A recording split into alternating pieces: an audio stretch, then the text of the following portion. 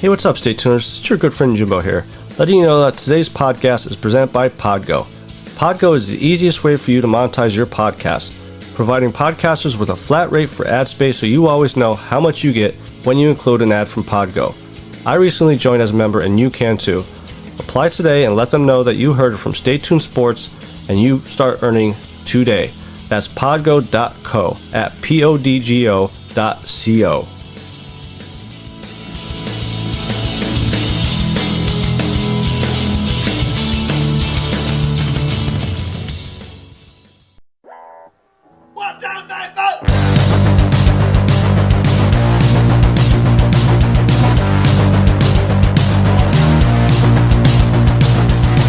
Heard the rest.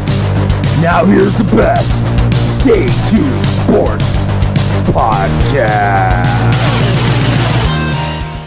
And hello there, all you Stay Tuners. Welcome back to another episode of Stay Tuned Sports. It's your good friend Jimbo here, back again with a kind of a quiet, but not so much quiet news week. Julio Jones pretty much dominating the NFL news this week. But we're also going to recap last week's Stay Tuned Sports podcast series race, which was at Charlotte Rouville. And I saw an article about, is the no-hitter in baseball as special as it used to be? So we're going to kind of talk a little bit about that as well. So before we get into that, make sure you guys head over to staytunedsports.net. That way you can follow all of our social media accounts there, any updates of merchandise, and also you can find the links to the races on Friday nights. I usually post there in Twitter and on Facebook, and I much appreciate if you guys also retweet them out there and share the links too to get some more eyes watching these guys, because I'll tell you what, I mean, the first few laps of the race was a little rough. But in the end, just like the rest of the season, very exciting, you know. But getting into it, excuse me. So like I said, this last Friday they were at Charlotte Rouville.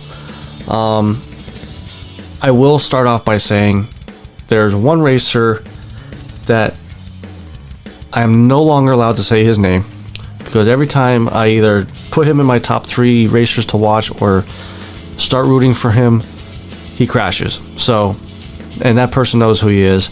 But I will just give you guys a clue. If you guys were in the chat last week during the race, you know who, because it literally was like 10 seconds after I said, let's go, this person, and wrecks out.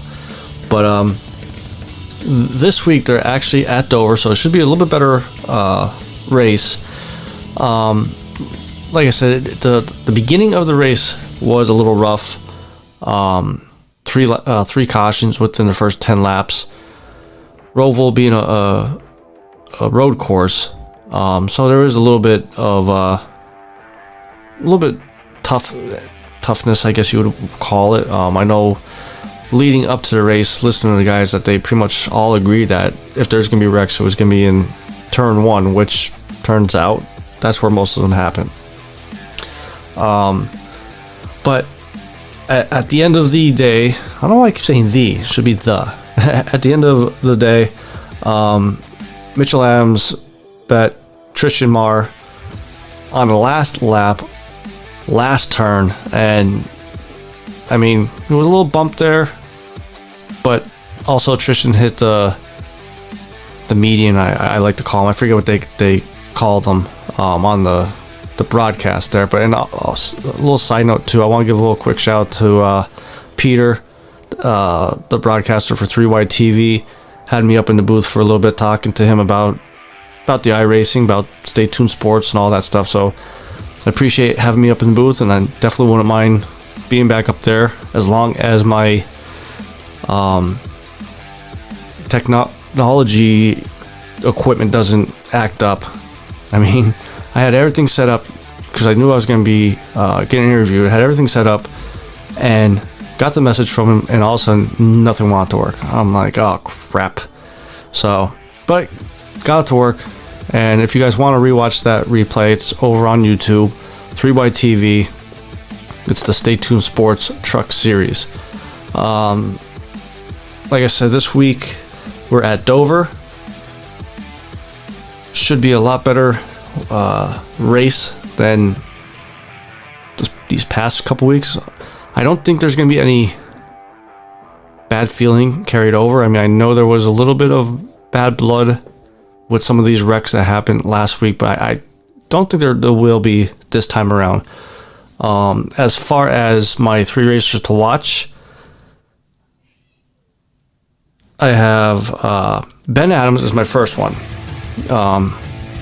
He's finished 16th last week, but he's been right around getting to that top 10 all year. Just kind of bad luck with wrecks or things of that nature. And I think maybe this week it'll be the week for him to break through and get a top 10, maybe a top 5 finish. Other one is our points leader, Mitchell Adams. And the big question with him is he's starting to get a little bit of a lead there in the point standings. He's up by 25 points. Question is, can he keep the momentum going? Can he keep building that points lead up to head into the chase? Now he is our reigning 2-time champion, so he knows how to handle pressure, and let's see if he can keep handling the pressure of being up by a decent amount of points. My last racer is Chris Darling. Past 2 races really hasn't had a good race. Started off the season strong, but it seems like not last week, the week before, Bristol Dirt, he just from talking to me wasn't really comfortable out there. And then this week, I think he had one incident where it was unfortunate. I think it was in the very beginning. He got just railed and had to fight back pretty much the whole race for that one. So going to be interesting to see if he can get back to how he was racing in the beginning of the season to gain some ground on Mitchell Adams to try to take that points lead away. So at the top of the show, I saw an article over on ESPN asking a question: is the no-hitter still something special in baseball? To me, nowadays, no. Because here's the thing, there's a difference between a no-hitter and a perfect game. I think a perfect game is still special throughout baseball. No-hitter, you could have a pass ball, you could give up a walk and give up no hits. And the article also stated, like, with this season, there's already been, I believe, 6 no-hitters. That's 6 times more. Like, they're basically on pace 6 times more than in the past. Well, it also helps that the batting average for Major League Baseball is the worst, as of right now, worst ever in history of baseball. So, is the no-hitter still as special as it was in the past? I'm going to say no, but yet, yes, on 2 sides of it. If you're a player, I don't think it's, if you're the pitcher or whatnot, I don't think it's as special because, one, you see a lot more of these no-hitters now. I would have to go back to see out these 6 if this happened, but I know it happened a couple times last year. You see a lot more now that pitchers still only pitch till the 7th, maybe the 8th inning, even with a no-hitter, gets pulled, and the relief pitchers and the closers finish out the no-hitter. That's not a no-hitter. That's not special to me. That a no-hitter should be one pitcher, and that's it. Teams that do that, pull their starter out and bring the relief and the closers in, those no hitters should have like an asterisk next to it and be like, okay, so as a team, you did a no hitter, not just one pitcher. But yet, as a fan, though, now I know last week or the week before it was when I was talking about Tony La Russa with the unwritten rule about the home run, and how I said I would, if I'm paying all this money, I want to see 450-foot home runs. Well, on the flip side of that, if I'm paying all this money, I wouldn't mind seeing a no-hitter. Now, I'm just sitting here thinking about this now. I don't know if I would feel the same way, though, if it was 2 or more pitchers that a team had to use to get to that no-hitter. If it was one pitcher, yeah, I mean, it's definitely, a thing that, you could tell your kids, your grandkids, hey, how was that? Wade Miley's no-hitter back in 2021, and, but I do think the no-hitter itself is losing the shininess of it, because it is starting to happen so often, especially this year with how batters are just not that good this year. I think I saw something like the average was like 273 or something like that. Like it's or 237. I'm sorry, like it's ungodly low. And as a player though, it's kind of funny though. Like I was reading from the article. I forget which player. It was from the Detroit Tigers. Said it's a lot easier to digest a 3-0 loss with you having 1 hit than a 3-0 loss with no hits. I mean, 1 hit is still not good. That's pretty damn close, obviously, to a no-hitter or a perfect game, depending on how the game went. But I would start to think perfect games are more like cooler to be a part of than no hitters, because of they just happen so often. I mean, how often do you hear of a perfect game? Maybe twice a year. The one no hitter for Baltimore earlier this year was a perfect game until I believe he struck the guy out on a pass ball. So the guy still got the first, so he lost the perfect game. So no-hitters to me are just another one-hit game that really just blah.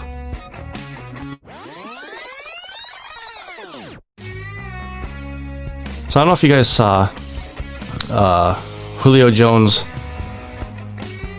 being on Shannon Sharp and Skip Bayless's show, and kind of not knowing supposedly that he was on, because Shannon Sharp ended up calling Julio to talk to him about the whole Julio Jones being on the trading block for Atlanta. Now, I did see too today that Fox may be in trouble if Julio Jones didn't know that he was going to be on live TV. First off, he knew, okay? Fox isn't that stupid to say, hey, Shannon, give Julio a call without him knowing, and let's get like a live reaction from him so he can't prepare his statements. And I think that popped up because of his statement about Dallas. Day before, he was seen with a fan while he was wearing some Dallas Cowboy merchandise. Well, Shannon Sharp asked him, what about Dallas? And he flat out said, I'm not playing for Dallas. I want to win now. Which in a way is kind of messed up, because, I mean, out of the NFC East, I would say Dallas is more set up to win now out of all 4 teams. Philly is in a rebuild mode. The Giants, as much as I like Danny Dimes, we're not sure how he's going to play this year. This might be it for him this year. The Redskins, yeah, you got Ryan Fitzpatrick, but which Ryan Fitzpatrick are you going to get? So out of those 4 teams, Dallas is the best one to come out as a winner, I think. And for all the Eagles fans saying trade for Julio, it's not happening. Where would he go, or who would you cut from the wide receiving group? Let's just play. Let's play. Okay, we get Julio. You got Julio, Jalen Reagor. You got Smith that we just drafted this past year. You got Travis Fulgham. So you can put Fulgham as a number 4 receiver? Come on now. No. Especially if you're in a rebuild mode. You want to see what Jalen Hurts can do with the young receiving crew that he started to gel with a little bit last year. But back to Julio. Some of the rumors. The other question that they asked him, Shannon Sharp asked him, was, will you be in Atlanta in 2021? And he said, no, he's out of here. So now opens the door of where does he go? And the thing is, Julio knows, and this is why I think Julio knew he was on live TV and why he said what he said about Dallas. He holds the cards, okay? Atlanta needs to clear roughly about $8 million in cap money to be able to sign their draft class and maybe a couple, off the street vets. Julio Jones, from my understanding, has a no trade clause in his contract, which means if Atlanta gets 10 first rounders from the Philadelphia Eagles, if he doesn't want to go, he ain't going. And I think that's why he kind of said that about Dallas, because just to prove his point, I still say no and where I want to go. Now, some of the teams that are rumored to be in contention for him, now the Eagles were one, they still say they are.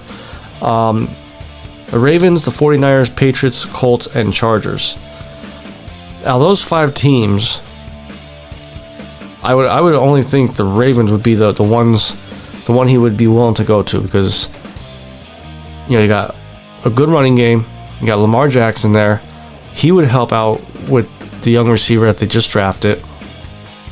Also give Lamar a better target to throw to compared to what Lamar's had in the past, and may help to kind of get that whole Lamar's only a running back playing quarterback stigma out of it.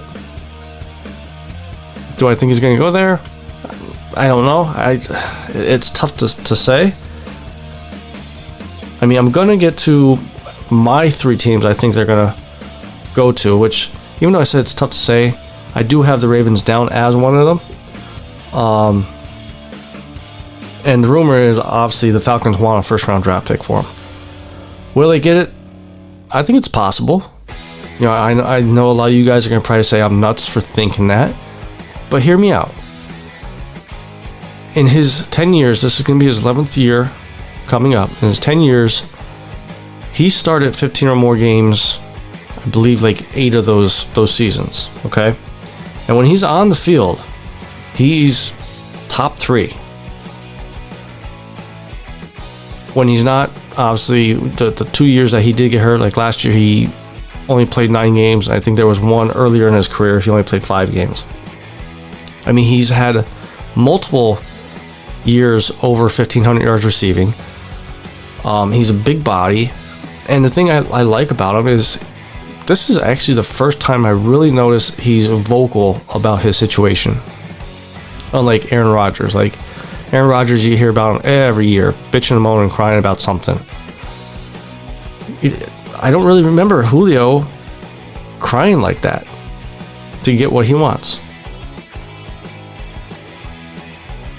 Now, if I was the Falcons, I think the only way they would be able to get a first rounder for him is if they do what the Colts and the Eagles did. Whoever they trade to, say, listen, you give us a second round pick as a condition with the possibility of it being a first round pick if he plays 3/4 of the season, 3/4 of the offensive snaps, however you want to word it.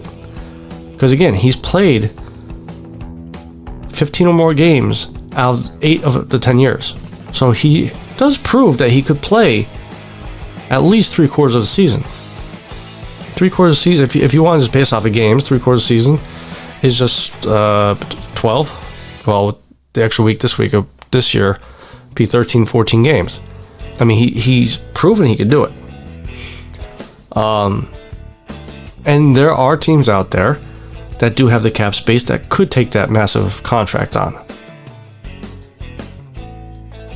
I mean, you could even probably finagle it where, okay, the condition, he gets the first round pick, but you guys take some money back. I mean, there's plenty of ways out there to do it, and I really do think they could get a first round pick for Julio, and I think he deserves it. I don't think he's going to the Patriots. Everybody's saying that he's going to go see Bill, and he's going to help Cam Newton. Listen, Cam is about 4 years done. He's done. They're better off putting Mac Jones in there and just riding with him and see what happens. And again, Julio said he wants to go somewhere where they're built to win now. Patriots aren't built to win now. I'm sorry. Yes, they went on a spending spree in the offseason, which is another thing that they're afraid of. With all the money they spend already, would they want to spend more money by taking that contract on? Just because you sign a crap ton of big names or talented players doesn't mean it's going to work. It takes time for them to gel. And with a lot of players not coming to the voluntary OTAs and losing some training camp time, it's going to be hard to gel quicker than it has been in the past. So I don't think he's going to the Patriots. So here's my 3 teams that I think that Julio could and may get traded to. And this part of the show is sponsored by BetAngles, live scores, odds, and the best expert picks every day. Start winning today at betangles.com. So my first pick kind of start this whole trade, Julio coming out saying he's out there. Arizona Cardinals. Earlier this week, DeAndre Hopkins came out and said, someone asked him in the gym, would he restructure his contract if they could get Julio Jones on a team? And he said, absolutely. Now, right now, the Cardinals have $13 million in cap space. Okay? So they really would only need to free up about 10 more million. So that's, Hopkins restructuring his contract, and I'm sure there's a couple other players that would restructure theirs to make room for Julio. Can you imagine that tandem? That, to me, would probably be the best NFL tandem ever in the NFL, to play in the NFL on the same team. I mean, what other tandem out there would you guys consider better? Now, obviously, it all hinges on Kyle Murray. That would also show, is Kyle Murray who Arizona thought he is? Right now you guys, DeAndre Hopkins. You need another really good receiver to help open that up. Otherwise, they're just going to double team him every game. I know a lot of people said about the defense, but the thing is, you put Julio on there, you're looking at 30, 35 points a game offense that you're going to put up. I think the defense could make at least 1 or 2 stops a game and hold it to 20, 25 points. I'm not saying they're going undefeated. I'm not saying I'm not going to say they're not going to win the Super Bowl. I'll say that they'll definitely be championship contenders. But that's one team. The other team, like I said earlier, was the Ravens. I kind of agree with it. Be a nice upgrade for the receivers, even though they drafted a young one, I believe, this past draft. it would help that young receiver, and like I said before, I think it will help Lamar shake that stigma that he's only a running quarterback. He's always going to be a running quarterback, but not a running back playing quarterback. I think it would help him by bringing Julio in. And again, Baltimore has a little bit more work to make up than Arizona because they have only about $9 million in cap space right now. Plus, Atlanta did say they don't want to trade him to an NFC team, but will if they have to. So that's where I think Baltimore would be the better bet to get a first rounder or a second round conditional pick than if they try to trade to an NFC team. The last team that I have is Cincinnati Bengals. Now I know they got a lot of heat for not taking an offensive lineman, that Oregon kid, to help keep Burrow healthy. But they picked up Jamar Chase. Can you imagine, just like Arizona, if they teamed up Jamar Chase and Julio Jones? I think it would be another good offensive team. Just maybe they'll get lucky and their offensive line just starts clicking and is able to give Burrow enough time to even just chuck it up there. I mean, that's really all he has to do with Julio and Chase. They're both big receivers. Julio has proven, except against the Eagles, that he could catch any jump ball. And on top of that, they have the least amount of work to make as far as cap space because they already have $22 million in cap space. And with a young quarterback coming back from injury, I think also that would help Burrow pick up where he left off last year before the injury. Because, he was having a very good rookie year. He was pretty much leading the rookie of the year candidacy. And I think it would be really cool to see him in Cincinnati. I don't know why. Maybe it's because they've been terrible for so long. It'd be nice to finally see a good team in Cincinnati. But we'll have to wait and see. Supposedly it's going to happen after June 1st. That way Atlanta saves a little bit more money. All that post June 1st cuts and all that happy horse shit.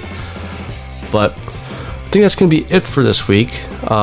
Make sure you guys head over Friday on YouTube. Look up 3Y TV at 9 p.m. Eastern to watch the Stay Tuned Sports Podcast Truck Series. Come in the chat there, talk it up with us, pick your favorite racer. I don't know why I was going to say fighter, because there's no fights this week, so. But also head over to staytunedsports.net. Make sure you like all of our social medias and follow our Facebooks, all that stuff. Our merch tab is at the very top there, so any type of t-shirts or hats or hoodies are all right there. So, till next week, it's your good friend Jimbo, signing out.